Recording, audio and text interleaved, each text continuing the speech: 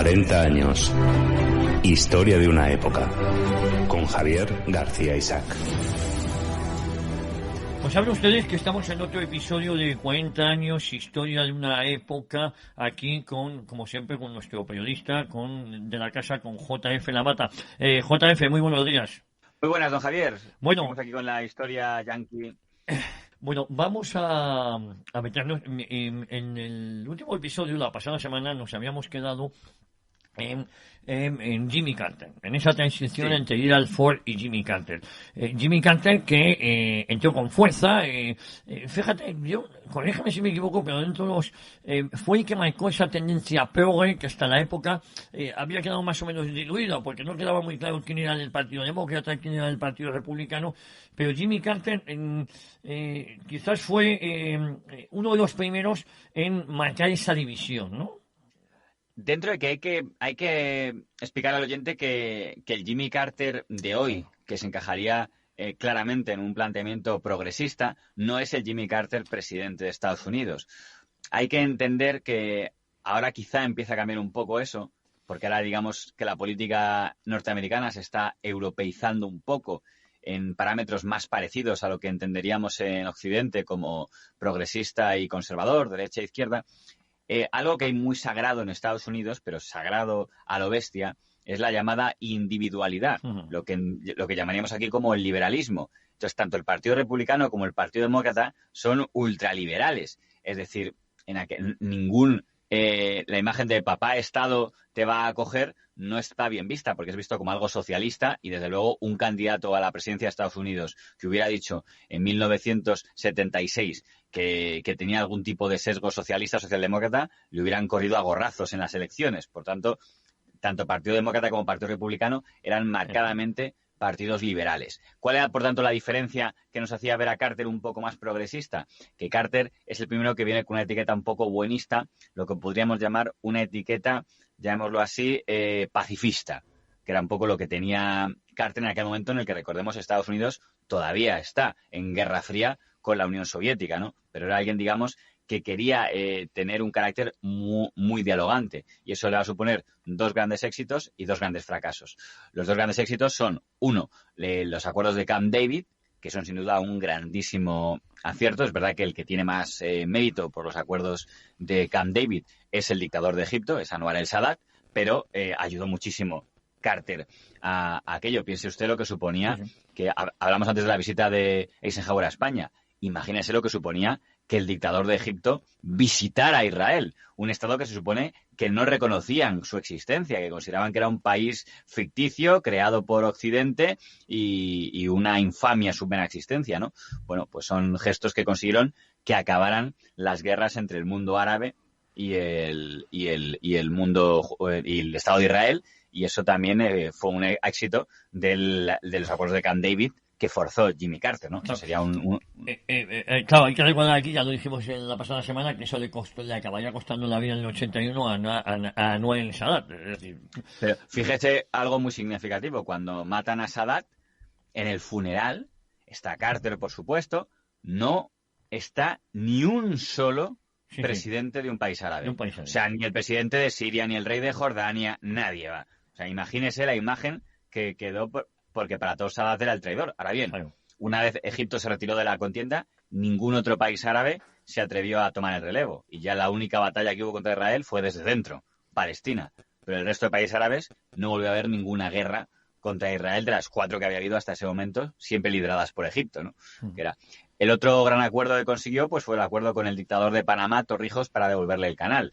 Aunque es verdad que el acuerdo se firmó, estoy tirando de memoria, debió ser en el 77 o así, pero no se efectuó hasta Clinton, hasta el 99, porque fue un acuerdo transitorio. Pero bueno, las bases de ese acuerdo para la devolución del canal a Panamá se firma con el acuerdo Carter-Torrijos en aquel momento. Yo creo que esos fueron, digamos, los dos grandes aciertos que hubo de Jimmy Carter en cuanto a su política de ser el pacifista, de dar a Estados Unidos una imagen más pacifista frente a la imagen belicista que, injustamente o no, había quedado de las administraciones anteriores, en particular de la administración Nixon.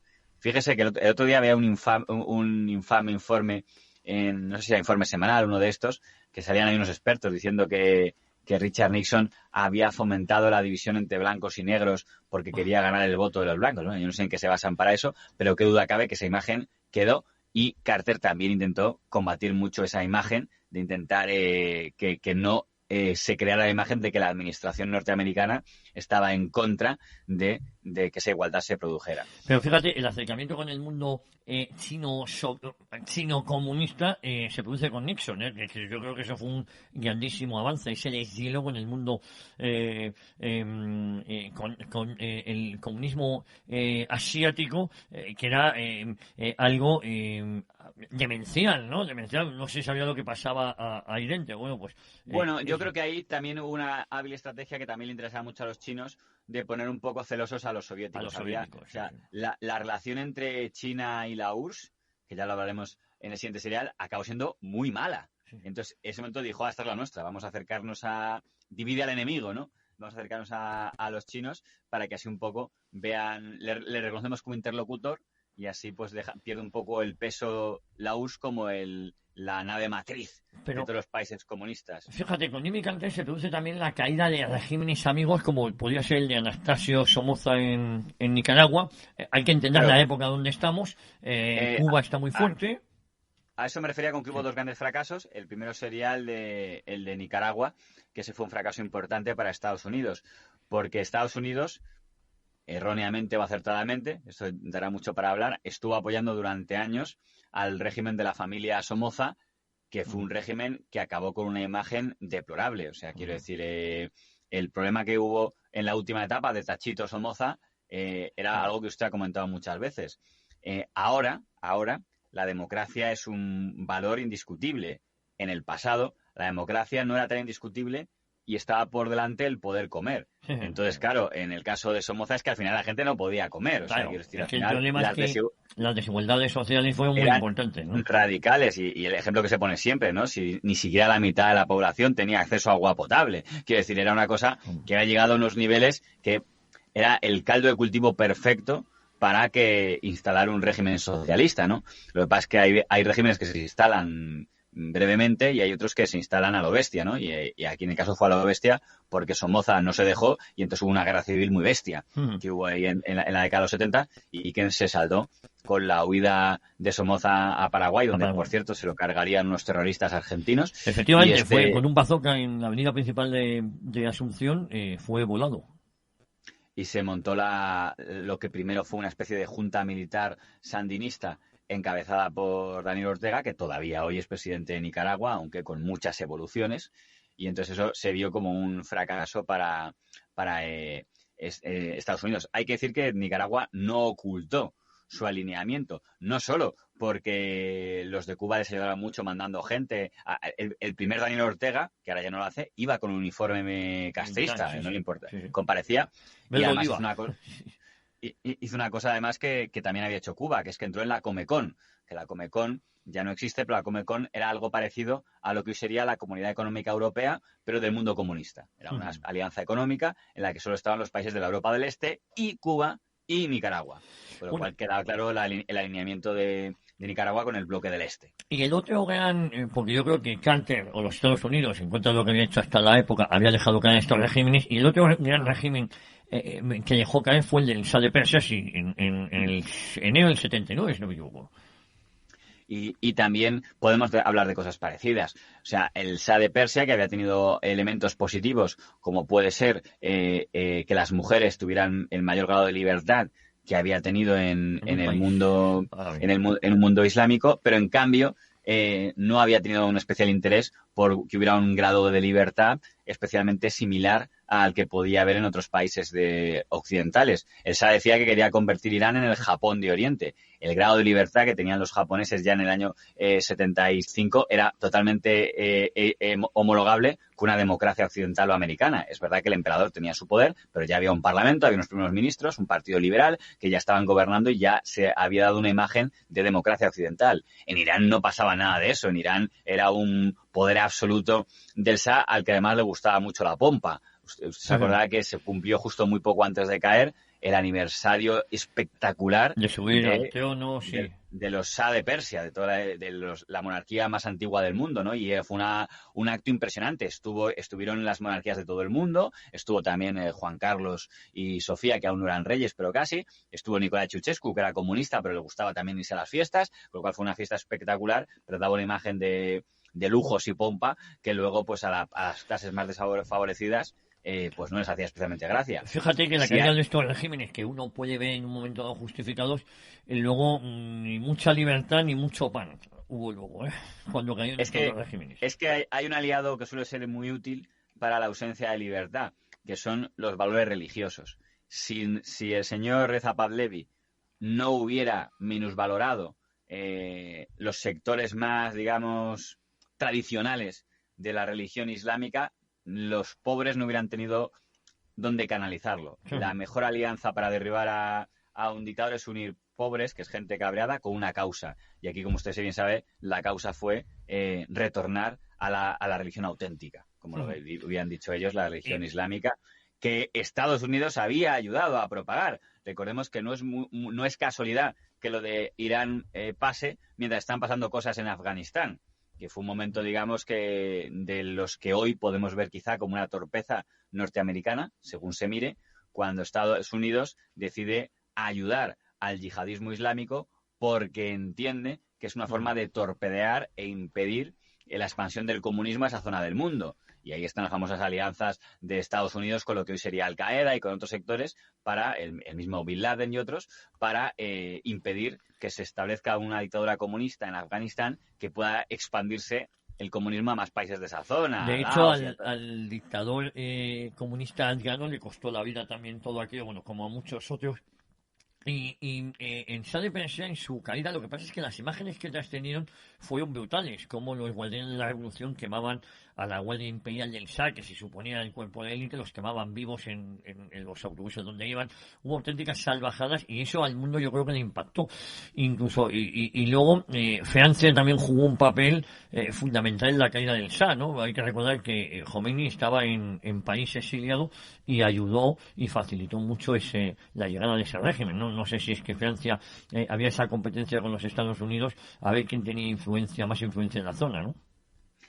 Llegó un momento, yo creo que todo el mundo deseaba que el Shah ya se retirara, ¿no? Porque el Shah vio muy poco apoyo internacional cuando vio que ya venía su caída, ¿no? Por así decirlo. Es cierto que luego nadie le quería. O sea, no, solo Egipto. Yo estaba en la tumba del Shah en una mezquita en el Cairo. Y está ahí enterrado. Y hay que recordar que ni los Estados Unidos querían que fuese para allá exiliado, no lo quería nadie, y el único que la cogió fue Egipto. En España también estuvo y le pedimos que por favor que se fuera. Sí. O sea, era una cosa que el pobre era como el apestado mundial, no le quería a Estados Unidos, no le quería... Aún así, Estados Unidos permitió algo que les supuso muchos problemas, que es que fuera a Estados Unidos a operarse después de uno de los problemas que tenía de salud. Sí. Y entonces cuando se produjo uno de los mayores jaleos con los que se encontró... Jimmy Carter, que fue el asalto a la embajada de Estados Unidos. Hay que recordar que para el ayatolá Khomeini, que fue quien toma el poder absoluto, hay que recordar que en Irán, aunque existe un presidente de Irán, el poder absoluto lo tiene el líder lo que ahí sería algo parecido a lo que podríamos llamar un jefe de Estado, que no es exactamente un jefe del Estado, porque el ayatolá es una especie de jefe religioso, jefe de la revolución, o como lo queramos llamar. Pero bueno, ese es ese cargo que asume Khomeini. Khomeini no asumió la presidencia de Irán, asumió un cargo que era como jefe de la revolución, que es todavía más importante y que solo ha habido 2 personas que lo han ejercido. Khomeini entonces, y desde que se murió Khomeini, Jamenei, que es el que lo ocupa ahora. Y el discurso es que Estados Unidos es el gran satán que amenaza de muerte con el islamismo, con lo cual esa era, digamos, la imagen que tenían de los Estados Unidos, y eran muy, muy, muy grandes las manifestaciones con grandes retratos de Jimmy Carter como un demonio y como un diablo, porque era el presidente de Estados Unidos. En ese contexto, claro, tenemos una embajada norteamericana con cerca de 100 ciudadanos norteamericanos en Irán, que pues por un error que detectaron demasiado tarde, no se fueron porque no pillaron la gravedad de lo que estaba pasando. Con la excusa de que el Shah de Persia, Estados Unidos, para operarse, dicen, pues que Estados Unidos nos lo extradite para que le podamos ejecutar aquí, que es lo que querían los iraníes. Estados Unidos no acepta y entonces se produce el asalto de la embajada de Estados Unidos en Irán.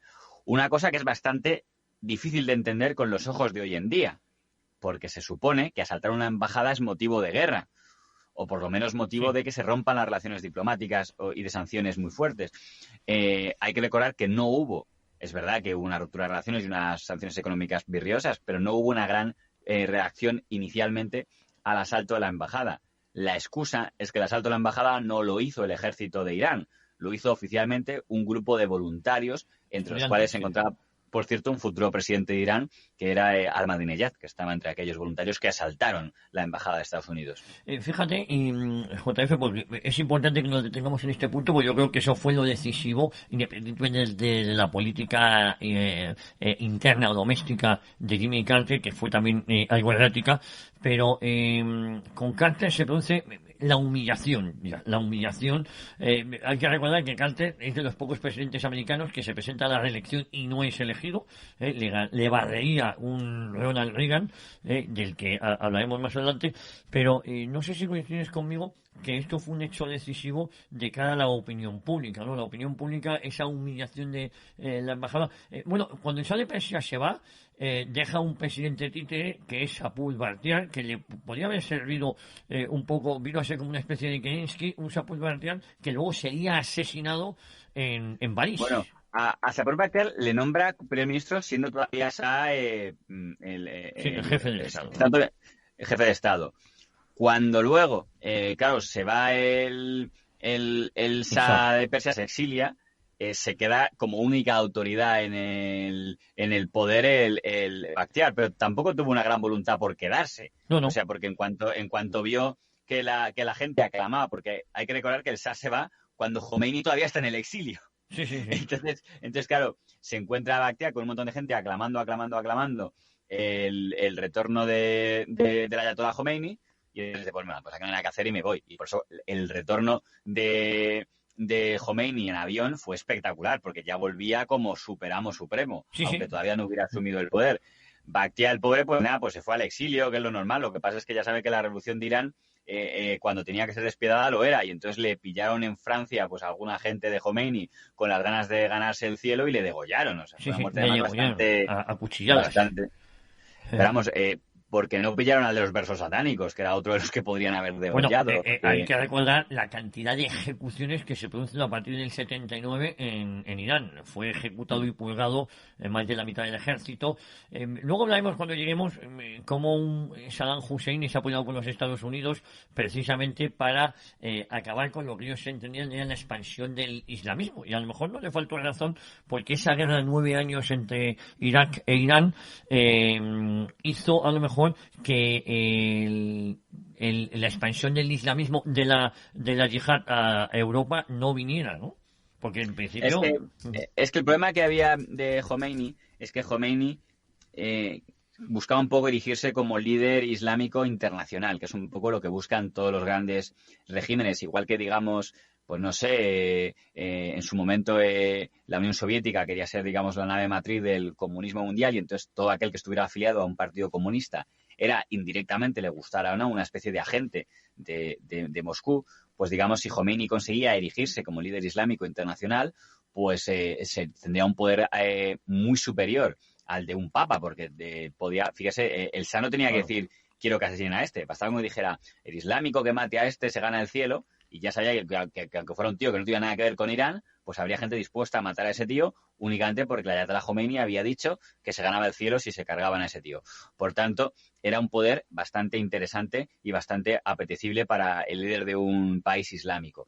Entonces, claro, cuando aparece la dictadura de Irak y intenta expandirse hacia terrenos de Irán con la horrorosa guerra de los 8 años que empezó Irak, dicho sea de paso, y que empezó Irak apoyado por Estados Unidos con Saddam Hussein, el poder de Khomeini ya no parecía incuestionable, porque la imagen que había dado Khomeini tras ganar la revolución es que era un poder contra el que no podía ni Estados Unidos. ¿Qué imagen podía temer más Estados Unidos que hubiera por ahí un tío que tuviera fama de que no le tenía miedo a Estados Unidos y que a lo mejor hasta Dios, es decir, Alá, le estaba protegiendo, era el enviado de Alá? Si encima una gran parte de la población mundial se creía que el ayatolá de Irán era un señalado o bendecido por Alá, eso podía tener un gran poder en las mentes de muchas personas. Si en cambio aparecía como un país conflictivo, en guerra, que podía caer en cualquier momento, porque hay que decir que la guerra entre Irak e Irán fue muy empatada en todo momento, fue una guerra muy de tablas, de hecho no se puede hablar de un ganador o perdedor claro en esa guerra, pues ya digamos la imagen era menos fuerte, porque también Saddam aspiraba a lo mismo, a ser el líder del mundo árabe.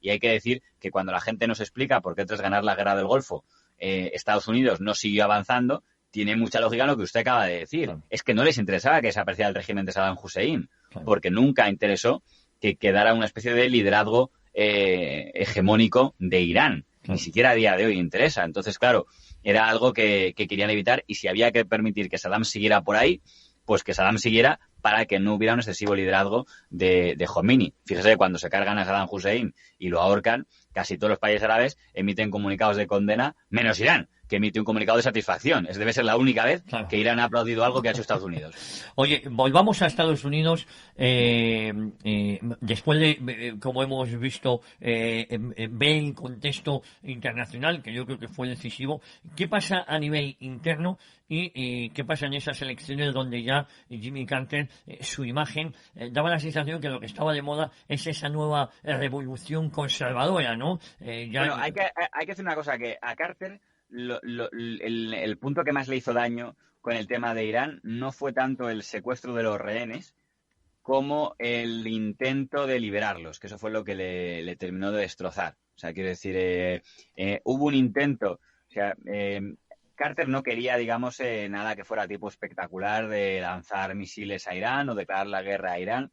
Y entonces él autorizó una expedición para liberar a los rehenes a Irán con unos helicópteros, que fue un puñetero desastre. O sea, estamos hablando de abril o así el año 80, que mandó unos helicópteros para que la idea era que aterrizaran en la embajada, recogieran a los rehenes y los liberaran y los trajeran a Estados Unidos.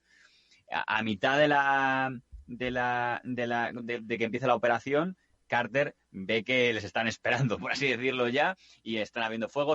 Uno de los aviones se estrella, dice retirada, da la orden de retirada, en la huida derriban otro, con lo cual esa imagen, cuando Jimmy Carter tiene que comparecer ante las cámaras de Estados Unidos, que yo no sé si está el vídeo en YouTube, no, creo que estará porque ya ese tipo de discursos suelen estar, de cuando Carter comparece. Para decir, yo soy responsable, yo autoricé ese intento de rescate y ha fracasado, no hemos librado a nadie y encima han muerto varios, pues no sé si morían 11 personas de los que había mandado a rescatarlo. Esa imagen a un pueblo tan orgulloso como Estados Unidos es muy dura. Es muy dura asumir eso. Porque tú puedes asumir muertos si has ganado. Pero digamos, mira, hemos liberado a los rehenes. Incluso aunque hemos liberado, por liberar a los rehenes se nos han muerto el doble de soldados. Pues aún así, porque te das una imagen un poco heroica. Pero lo de hemos mandado... han muerto 3 soldados por nada, porque no hemos conseguido librarlos, pues es algo que era bastante doloroso para el orgullo norteamericano. Entonces eso fue, digo, hay más o menos cuando yo creo que mucha gente cuando vio esa rueda de prensa dijeron, uy, Jimmy Carter está acabado. ¿A quién tenía de secretario de Estado Jimmy Carter? No recuerdo.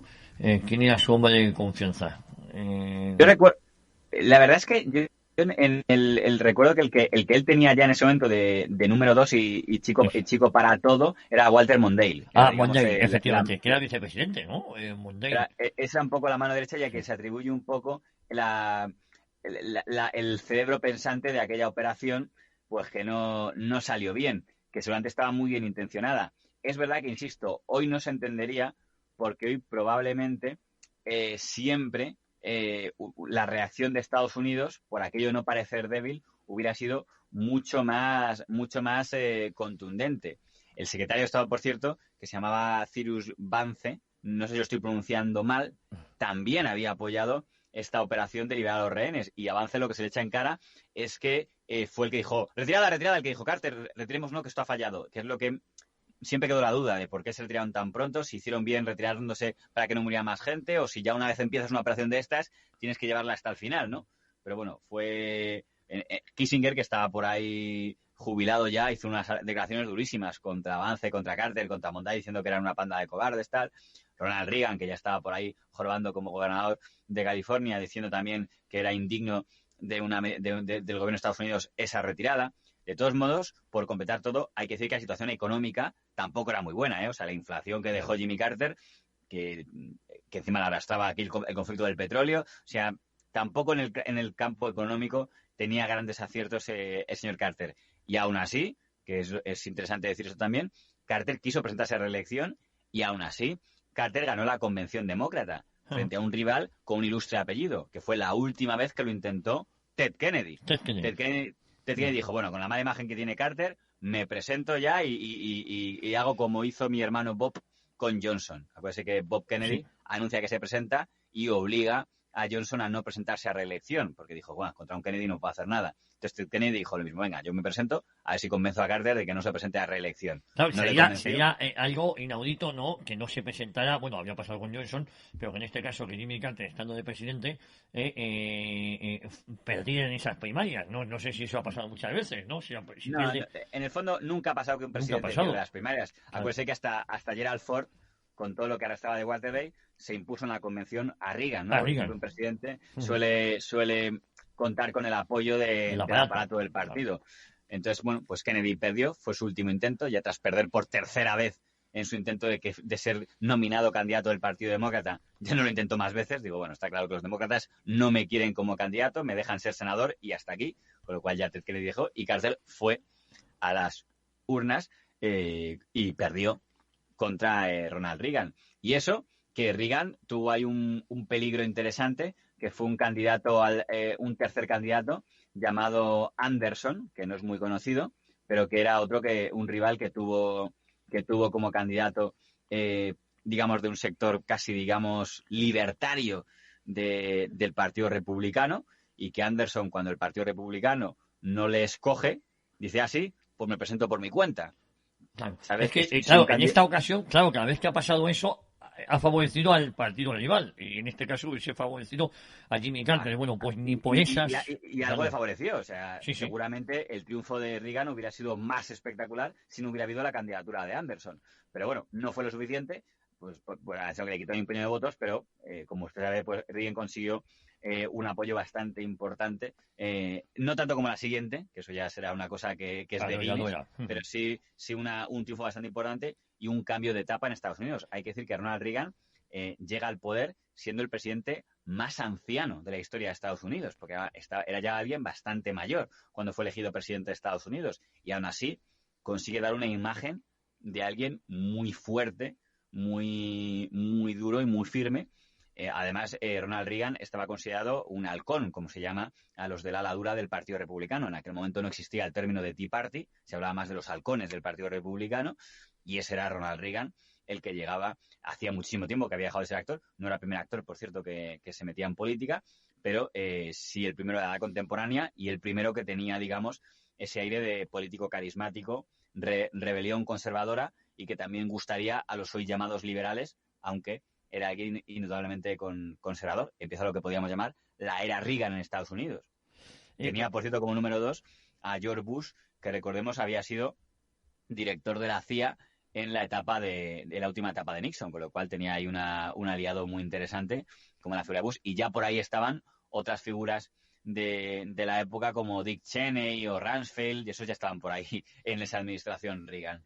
Oye, fíjate en la importancia de los personajes de los que estamos hablando. Llegamos a estas elecciones, Reagan, a pesar de que tiene una disidencia dentro del propio Partido Republicano, gana, pero los motivos de la victoria quizás... La imagen, hay un cambio de época, es decir, cuando es elegido Jimmy Carter hay cierta ilusión, como si fuera, pues bueno, una nueva etapa, pero el ambiente que hay con la victoria de Reagan es como recuperar los valores de los americanos, ¿no? No en la frase de América para los americanos, pero sí recuperar esos valores, ¿no? Un poco de eso también había, ¿eh? Sí. Quiero decir, vamos a ver, recordemos que en Estados Unidos en el siglo XX solo ha habido 5 presidentes que no han sido reelegidos: Taft, Hoover, Ford, Carter y Bush padre. Son los 5 que ha habido. Sí. Porque lo habitual es que un presidente sea reelegido. En el caso de Taft ya lo hablamos por la disidencia de Roosevelt, de Teddy Roosevelt. En el caso de Hoover por el crack. En el caso de Ford por Watergate. Y en el caso de Carter por por el deterioro que hubo de su imagen en todos los sentidos, tanto en el campo económico como en el campo... Si tú, digamos, dices, haya una nueva etapa, un nuevo estilo de hacer política, como podía ser Carter, es muy importante que los resultados sean positivos. Y aquí también influye mucho el tema económico. Si tú has probado un estilo más buenista, más abierto hacia el mundo, y la gente, que es muy orgullosa, muy nacionalista, si lo queremos llamar así, ve resultados económicos, dirá, bueno, no me gusta, pero para este nuevo estilo parece que tiene éxito. Si en cambio los resultados de la calculadora son malos, la gente va a volver a su origen, va a decir, no me ha gustado la nueva política, prefiero volver a lo que éramos antes, vamos a volver a ese grado, digamos, de proteccionismo, a ese grado, digamos, de... Entonces, esto siempre influye cuando el resultado económico es malo, el efecto pendular de las democracias es volver a lo que estaba antes, que eso funcionaba, ¿no? Como después de Zapatero, mayoría absoluta para el Partido Popular con Rajoy, ¿no? Al final dices, esto no está funcionando, volvemos a lo de antes, que a mí me gustaba, ¿no? Piense que Reagan gana en el 80, solo un año antes, ha ganado Margaret Thatcher en Reino Unido con un espíritu parecido, claro, que son Reagan y Thatcher, digamos, los cabecillas de eso que se llamó la Revolución Conservadora, aunque hoy se gusta más decir liberal porque sabe que la palabra conservadora le pasa con la palabra derecha. Sí. Está proscrita por la propia derecha. Entonces los propios de derecha les gusta más decir liberal que decir conservador. Yo creo que Reagan o Thatcher no hubieran tenido ningún inconveniente en que se les llamara conservadores, pero sus discípulos de hoy dicen, no, liberales, que es la palabra que gusta más, por lo visto. Entonces, en el caso de Ronald Reagan, es cierto que él dio un impulso a la economía norteamericana, a las empresas norteamericanas, también dio un impulso, sabe que una cosa que les encanta a estos es reducir los impuestos para que las empresas contraten trabajo, pero además Reagan y también Thatcher, si tenía que meter en cintura a los sindicatos, los metía. Quiere decir, también, acuérdese usted, por ejemplo, que la primera vez que se militariza unos aeropuertos en Estados Unidos es en la etapa de Reagan para que no se cierre el espacio aéreo, ¿no? Si tenía que mandar al ejército, lo mandaba. Hay que decir que Reagan, cuando no lleva el pobre ni 2 meses de presidente de Estados Unidos, le meten un tiro, que es una cosa que es bastante inaudito, espectacular. ¿no? Sí. Oye, pero vamos a poner en contexto porque tenemos a Margaret Thatcher, yo creo que esto es importante, tenemos a Ronald Reagan en los Estados Unidos, tenemos al Papa Juan Pablo II, que también luego se demostrará que es una pieza clave en acabar, yo creo que estos 3 factores, este tridente, en acabar con el comunismo, en la hegemonía. Es decir, hay que recordar que cuando llega el Concilio Vaticano II había un temor real de que el comunismo se podía imponer en el mundo, ¿no? Y quizás a través de este tridente eso se hunde, se acaba con el mundo comunista en Europa, ¿no? Bueno, por centrarnos ahora en el caso de Ronald Reagan, es verdad que Ronald Reagan era un anticomunista radical, convencido de que hay que combatir al comunismo. Ronald Reagan es su administración la que fomenta y permite la creación de las Contra en Nicaragua para impedir que, digamos, que el régimen comunista, digamos, de Nicaragua pueda expandirse. Es verdad que en el caso de las Contras también se abren 2 debates que manchan un poco la administración Reagan. Debate 1, el de si para combatir con el diablo tienes que aliarte con el diablo, porque recordemos que los de la Contra traficaban con drogas y hacían cosas que eran poco recomendables. Amigos de Pablo Escobar, y eso se supo luego, pero luego es verdad también, fíjate, igual que te digo esto, luego la administración norteamericana, la que acaba con el cártel de Cali, de Medellín, lo que acaba con la droga en Colombia, pero efectivamente creo que aquello de la Contra estaba muy mal organizado, estaba entre otros el grupo... No, pero luego hubo, el famoso escándalo Irán Gate. Irán Gate, efectivamente, con Oliver North. Que le salió bien a Reagan milagrosamente, supongo que gracias a que Oliver North asumió toda la culpa, pero recordemos para que no lo entienda, como el Congreso no autorizaba financiar a las Contra por el tema de las drogas, se recurrió a vender armamento pesado a Irán, es decir, al régimen de los Ayatollah Khomeinis, lo cual pone en evidencia una doble hipocresía, tanto de Estados Unidos como de los propios iraníes, de Khomeini, es decir, nos odiamos, pero luego para comprarnos y vendernos armas aceptamos, y se vendieron armas a Irán y a cambio, y con el dinero que le dio Irán, se pagó a las Contras, lo cual era una cosa casi de locos, ¿no? Porque aunque seguramente Reagan tendría poco cariño hacia Khomeini, el enemigo primero seguía siendo el comunismo. Y si para ganar el comunismo había que mandar dinero oculto a Irán para ese dinero luego usarlo para pagar a los Contra, se hacía. Que son cosas que hoy en día nos estallaría la cabeza, pero bueno, cada cual tiene que bregar con su época y Reagan tiene que bregar con esa contradicción en su hoja de servicios o su administración, porque vea que legalmente, aunque todo el mundo asume que fue su administración, legalmente nunca se pudo acreditar, hubo una investigación rarísima con quema de documentos y las cosas que pasan siempre, y al final el señor North, que acabó fuera del ejército y que hoy es tertuliano en la Fox News, pues fue el que asumió toda la responsabilidad de aquella operación de vender armas a Irán para luego pagar a los contras. Pero es difícil de creer que un grupo de militares haga eso por su cuenta y riesgo él solo, ¿no? Pero da la sensación, fíjate, Reagan en campaña electoral había prometido que iba a liberar a los rehenes y que o bien los soltaba a Irán ya o iba a tomar medidas muy serias. A los rehenes los sueltan antes de que tome posesión Ronald Reagan. Pero Reagan ya había amenazado, había dicho o les sueltan o vamos a ir con toda nuestra equipación a liberar a los rehenes, ¿no? Muy probablemente pues no parecía muy inteligente si tú tienes a un presidente que además cuando llega es cuanto más él puede estar interesado en hacer algún tipo de gesto espectacular o gesto firme, pues seguramente los dirán diciendo mejor los soltamos antes de que llegue Reagan a la Casa Blanca para evitarnos desgracias. Es verdad que tuvieron una ventaja, que es que el Shah se muere.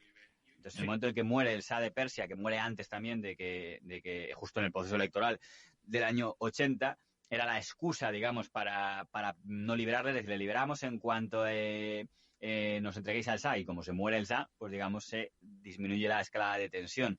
Hay que decir que lo que nunca es fácil de entender a día de hoy y que seguramente no hubiera sido posible con Reagan en la Casa Blanca es que Irán oficialmente nunca se hizo responsable del asalto a la embajada. Que es, vamos a ver, tropecientos ciudadanos suyos entran a la embajada, cogen de rehenes a punta de pistola a 100 de nuestros ciudadanos y ustedes no tienen nada que ver. No, son voluntarios. Oiga, ¿y por qué no les echan? No, es que no nos atrevemos, no queremos que aquello bañe en sangre, tal. Con lo cual, legalmente Irán siempre dijo que ellos no habían sido. Eran un grupo de fans suyos, de fans del Ayatollah Khomeini, pero que el Ayatollah Khomeini no tenía nada que ver, que es lo que oficialmente ellos dijeron, pero fue un poco la excusa por la cual Irán legalmente no estaba en guerra con Estados Unidos, aunque siempre ha estado en guerra con Estados Unidos, aunque sea una guerra fría, si se quiere, ¿no?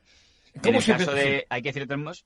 Digan. No, te iba a decir, en el contexto del que estamos hablando, cómo se va sucediendo ese primer mandato de Ronald Reagan. Hemos visto que de los rehenes ya estaba solucionado. George Bush padre es su vicepresidente. En política exterior, firmeza anticomunista, dureza, aunque luego es verdad que esa dureza luego fue guante de seda, pero puño de hierro, ¿no? Con las relaciones con la Unión Soviética. A nivel interno, la popularidad de Reagan devolvió como un poco el orgullo de ser americano. Se reivindicó la guerra o los héroes de la guerra del Vietnam. Se buscaban también prisioneros. Es decir, toda aquella época de los 60-70, donde los Estados Unidos quedaban un poquito mal parados, aquí se empiezan a reivindicar hechos, sucesos que antes que habían sido un poquito esos héroes que habían muerto de Vietnam, esos veteranos que habían sido un poquito humillados por la sociedad norteamericana. Reagan los reivindica, ¿no? Sí, claro, hace usted muy bien en señalar. ¿Por qué viene Carter con la bandera del buenismo? Porque para los Estados Unidos fue muy traumático el tema de Vietnam. Entonces, claro, tenía lógica el tras tanto tiempo en guerras y guerras y guerras, que apareciera una vez una política de, digamos, pacifistas. Como el tema del pacifismo dio en algunos sectores la imagen de nos hemos vuelto blandos, estamos perdiendo el liderazgo del mundo libre, pues Reagan vamos a reencauzar ese liderazgo del mundo libre, con una gran ventaja que tenía Reagan, y es que encima él no tenía que responder por ninguna guerra de Vietnam. Y eso que había sido firme favorable a ella en su momento, pero cuando él llega a la administración ya no hay ninguna guerra abierta. Por lo tanto, no tiene el lastre de tener que responder por ninguna guerra de Vietnam. Y entonces es como ya durante su etapa se supera el trauma de la guerra de Vietnam y Estados Unidos vuelve a intentar esa imagen. Por ejemplo, acuérdense que Reagan ordena no asistir a las Olimpiadas, que son también en... Bueno, Moscú, ya pasado las Olimpiadas del año 80 en Moscú, pero a no mantener... Con Reagan se celebran las Olimpiadas del 84, en Los Ángeles, a la que no va ningún país comunista, quitando Rumanía de Ceausescu, que siempre es un verso suelto, pero todos los demás quedan apartados de esa competición, de esas guerras olímpicas que había y con las que tuvo que bregar, por cierto, el español José Antonio Samaranch. Entonces, él nada más llegar como decíamos, es víctima de un atentado terrorista. A los un dos atentado meses, de un loco, como se diría. Y eso también da una imagen de un presidente fuerte. Y eso que el que le metió un tiro, Hinckley, no era ni comunista ni islámico. Era un tarado admirador de Jodie Foster que quería que Jodie Foster le devolviera sus cartas de loco que le mandaba, y para llamar la atención de la actriz adolescente de la que estaba enamorado, digo, bueno, pues me cargo al presidente y así seguro que Jodie Foster me devolverá las cartas, como si hubiera un razonamiento muy lógico y muy equilibrado mentalmente. Pero eso también da una imagen de un presidente muy fuerte. Desde el hospital, Reagan sigue mandando. Reagan llama desde el hospital a Leonidas Brezhnev a decirle a Brezhnev, más te vale abandonar Afganistán o si no actuaremos con beligerancia y tal. Y con lo cual él quería dar una imagen muy de presidente duro, ¿no? De presidente digamos, de que aquí no me puede nada, y gran parte de los norteamericanos pues le elogiaron el mandato, reeligiéndolo como presidente en una mayoría de todos los estados, a excepción de uno, que es la mayoría más amplia de la edad contemporánea que ha tenido un presidente de Estados Unidos, ¿no? Las elecciones de 1964 contra el pobre Walter Mondale, que por cierto se presenta por primera vez con una mujer como compañera de ticket y pierde. Pero el Partido Demócrata en el año 84 es la primera vez que un partido grande presenta a una mujer como candidata a vicepresidente, que no había pasado nunca y no pasó porque perdió. Reagan vuelve a llevar por segunda vez a George Bush padre, que es el que tiene de candidato a vicepresidente por segunda vez, y vuelve a ser reelegido.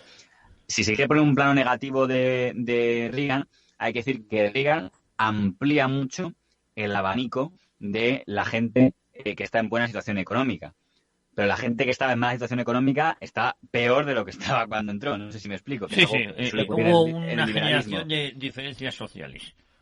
Claro, entonces, él lo que hace es abrir las oportunidades para que el que quiera invertir, el que quiera tener, ponerle más fácil montar un negocio, ponerle fácil montar tal, pero la gente de clase más baja la hunde todavía un poco más, por así decirlo. Sí. Entonces esa es la parte, digamos, más negativa que tenía la administración Reagan. La parte, digamos, internacional, en el año 85 llega Gorbachev al poder. Gorbachev se da cuenta que tiene una situación económica desastrosa, que la población soviética no sabe, porque no nos está diciendo la población, como es habitual en un régimen dictatorial, sea militar o sea comunista, y por tanto una de las cosas que él tiene que frenar es la carrera armamentística. Reagan, cuando ha llegado, ha puesto en marcha un proyecto llamado la Guerra de las Galaxias del escudo antimisiles. Y lo ha puesto en marcha, y además gusta mucho a gran parte de la población. Curiosamente va a ser Reagan el que va a firmar con Gorbachev el fin de la Guerra Fría, porque Gorbachev es el que dice, no te preocupes usted, no dejes de escudos antimisiles, que no tenemos fuerza económica como para ningún tipo de carrera armamentística otra vez como la que tuvimos en los años 50 y 60, y al revés, nos viene bien iniciar una época de distensión, como se llamó entonces, y a pesar de que Reagan era anticomunista convencido, aceptó, digo, bueno, ¿verdad? ¿Qué es eso? ¿Que nos demos la mano y firmemos distensión? Pues firmamos distensión. Y firmó el primer acuerdo de distensión que dio en el año 88 por ahí. Es verdad que también tuvo un gran problema Reagan que tiene que asumir en el tema de las carreras armamentísticas, que es la explosión del Challenger, que es el mayor desastre de la NASA. Estaba ahí. Sí. Pues estaba ahí con los familiares despidiéndose con la mano del cohete aquel, y se estalló en sus narices. Vieron estallar todos aquel cohete, que era el primer cohete en el que viajaba población civil acompañando a población profesional, ¿no? Fíjese usted el desastre que supuso para la moral norteamericana. Y ahí, a pesar de lo firme que era Reagan, la orden que dio Reagan es que durante un año no haya ni un solo vuelo nuclear espacial hasta que se garantice exactamente qué narices ha pasado y que haya garantías de que no vuelve a pasar. Y durante bastante tiempo Estados Unidos tardó de volver a lanzar un cohete tripulado al aire, porque lo que se ordenó ahí es todas las auditorías para que nos aclaren qué narices ha pasado aquí, ¿no? Y fue algo que, si hubiera sido otro momento de Guerra Fría, hubiera sido mucho peor, porque hubiera sido un acto de risas en todo el mundo soviético, etcétera. Pero bueno, como ya estábamos en distensión, pues casi el escándalo del Challenger dolió menos en imagen mundial que la muerte de Grissom y Chaffee en el 68, cuando planeaban cómo ir a la Luna. Y eso que objetivamente el desastre del Challenger fue mucho peor. Pero llegó un momento en el que ya no había tanta tensión con la carrera espacial, y fue otro de los puntos opacos que podemos marcar de la administración de que le tocó vivir a Ronald Reagan como presidente de Estados Unidos. JF, fíjate, en este segundo mandato que él arrasa, literalmente arrasa, en política internacional, bueno, seguimos, empieza ya esa carrera por, yo creo que Reagan sabía de sobra la situación económica en la que se encontraba el mundo soviético. Esas continuas reuniones con Gorbachev, esa imagen que daba de fortaleza. Fíjate que Ronald Reagan también paseó por Europa. Recuerdo que estaba de moda la serie V y los carteles que se pegaban en la calle por parte del Partido Comunista de España, de la izquierda, eran que ya simulaban el cuerpo de Reagan y le ponían la cara del lagarto de V, ¿no? Pero no eludió sus responsabilidades en sus viajes a países europeos y claro, se empezó a vislumbrar que el comunismo iba a acabar. Sí, tenemos tema que es importante que no nos olvidemos. Sí. Ronald Reagan, y vamos a ser claros, era una figura detestada en grandes sectores de la población europea y, por supuesto, en grandes sectores de la población española. Hay que decir que, porque claro, hasta entonces estábamos bajo la dictadura de Franco. Las únicas críticas que podía haber a un presidente de Estados Unidos de manera contundente pues sería de alguna revista como Triunfo, pero no había. En cambio, cuando llega Ronald Reagan en el año 80... a Blas Piñar le cuesta el puesto criticar las relaciones de España con Estados Unidos. Pero estamos hablando... Usted habla de las críticas de hipócritas del año 60. Eso es, digamos, desde digamos, la crítica que había desde el falangismo, que también tenía un componente antiamericano, probablemente que viene desde la guerra de Cuba, ¿no? Pero digamos, el sector, digamos, de que hay una izquierda o un sector progresista, intelectual, con una animadversión hacia Estados Unidos, pero sobre todo hacia lo que representa un presidente del Partido Republicano de Estados Unidos, cuando se activa por primera vez, es con Ronald Reagan. Y es un sector que nunca ha desaparecido y ha seguido con Reagan, después con Bush, después con Bush Jr. y ahora con Trump. El sector ha estado ahí siempre. Y siempre en cada uno de estos presidentes los han puesto como el mayor monstruo de la historia. Siempre otro vendrá que bueno lo hará. Pero, o sea, ahora dicen, Trump es lo peor de la historia, nunca ha habido un presidente tan malo como Donald Trump. Los mismos que decían no hace mucho, Bush Jr. es el peor presidente de la historia, nunca ha habido un presidente malo, nunca ha habido igual. Los mismos que cuando llegó Bush padre decían nunca ha habido un presidente tan malo, es el más radical y más fascista de la historia. Y los mismos que cuando llega Reagan dicen, llega un fascista, el peor presidente de la historia. La semana pasada vi en un reportaje de La Sexta Noche donde no tenía ningún problema en comparar el mandato de Trump con el de Mussolini y un dictador fascista. Pero ¿cómo se puede comparar a un dictador fascista con un presidente que lo máximo que puede estar es 8 años en el poder? Bueno, cosas de la clase intelectual progresista que tenemos en este país. Si usted mira los editoriales que había cuando llega Reagan al poder, desde Diario 16, desde El País, desde Pedro J. Ramírez, desde Juan Luis Cebrián, desde los comentarios en radio, era, el reaccionario. Y el punto más claro es que cuando Reagan viene a España por primera vez en el año 84, que Felipe González y Fernando Morán intentan recibirle como pueden, Alfonso Guerra, que todavía es el Alfonso Guerra con más enérgico, se niega a estar presente. Dice, yo no le doy la mano a Ronald Reagan. Y el alcalde de Madrid, Enrique Genován, se niega a estar presente. Porque dice, yo tampoco le doy la mano a Ronald Reagan. Entonces, imaginemos la imagen que había de Ronald Reagan y un país aliado para que figuras como el alcalde de Madrid o el vicepresidente del gobierno digan, yo no me hago una foto con ese tipo. Porque era una persona detestadísima para todo lo que podemos entender, alguien que quisiera calificarse a sí mismo de progresista o de izquierdas, porque vamos, era el Satán. Bueno, pero fíjate, claro, es lógico por una cosa, porque se está cargando el comunismo. Es decir, el odio, esa progresía española, en el fondo, claro, les molestaba a un Reagan que estaba siendo muy contundente contra el mundo comunista. ¿Por qué? Porque en el fondo el Partido Socialista, consideraba más cercano a ellos que lo que podía ser a Estados Unidos, quieras que no, en su fuero más visceral, ¿no? Por mucho que por ellos se entró en la OTAN a nivel armamentístico, ¿no? En la estructura que está en la OTAN. Es que fue justo esa etapa en la que se produce el cambio del Partido Socialista.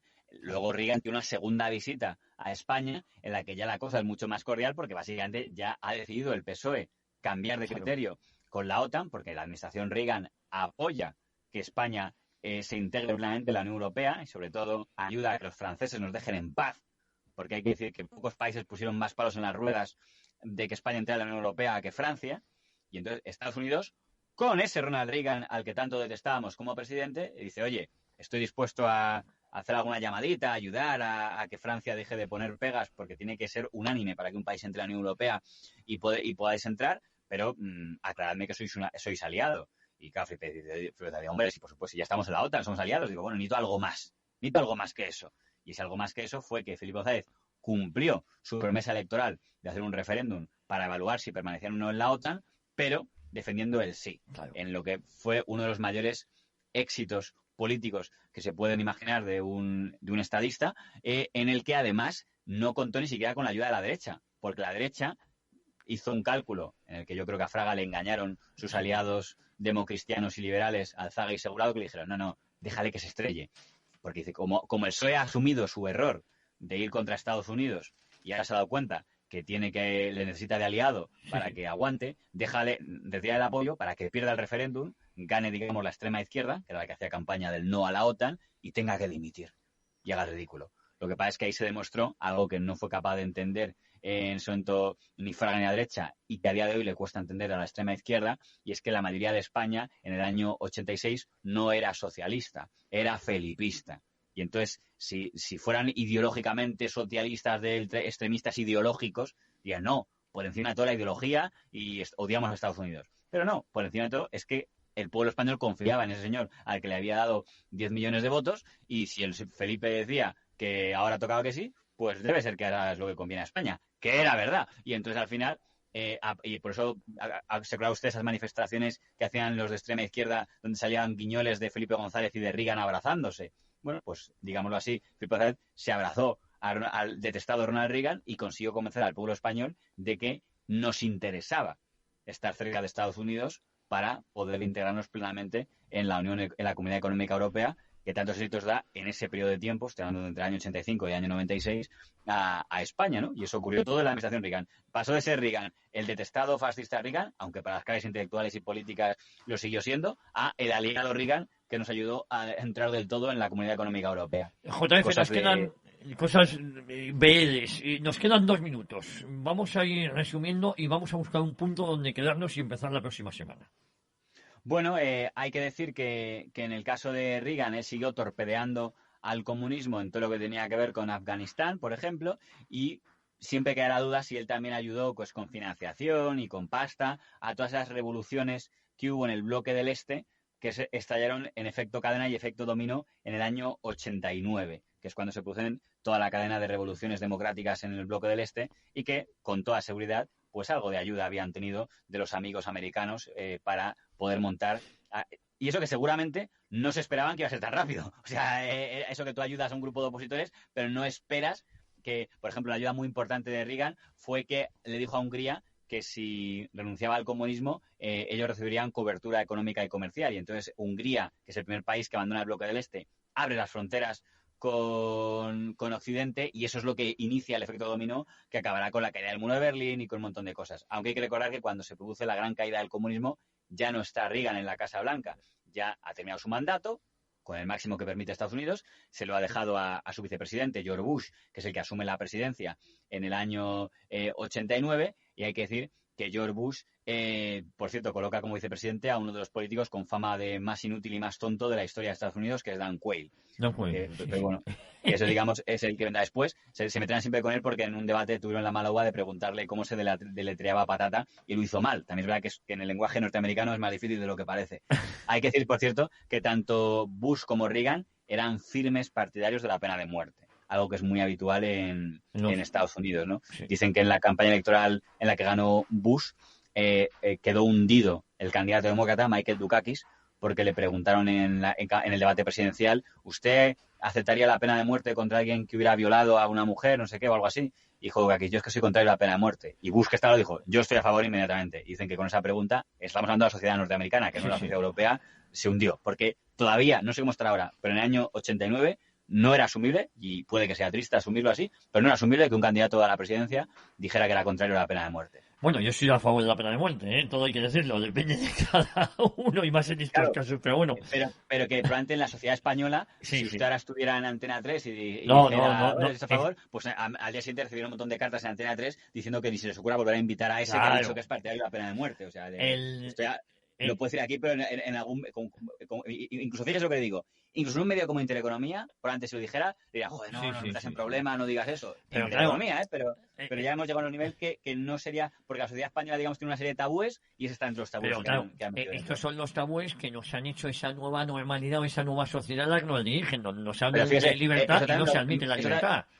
Eso también me lo puedo aplicar a mí mismo, o sea, porque yo probablemente no soy gran partidario de la pena de muerte, pero por ejemplo, yo sí soy contrario a que se llame matrimonio, a la unión entre homosexuales, claro. Y sé que si lo dijera en un programa, que sea, en cadena de ser, me meten en la cárcel a lo mejor o me multan, o sea que... Pues eso es lo políticamente correcto. Pues lo vamos a dejar aquí en esa victoria en esas elecciones del año 89 y todo el contexto de la caída del comunismo lo dejamos para la próxima semana.